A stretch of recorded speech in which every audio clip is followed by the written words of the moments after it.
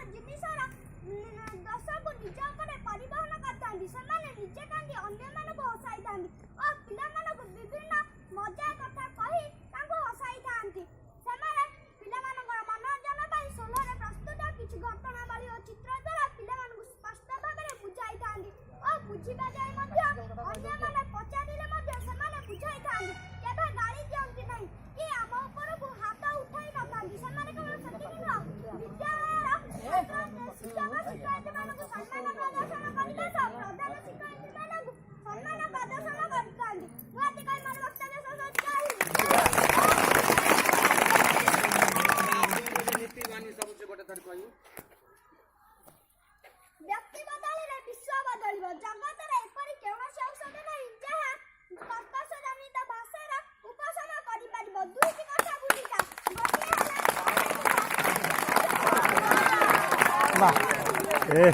କର୍ତ୍ତବ୍ୟ ଗୋଟିଏ ଶଗଡ଼ର ଦୁଇ ଚକା ପରି ଓ ଗୋଟିଏ ପକ୍ଷୀର ଦୁଇ ଡେଣା ପରି।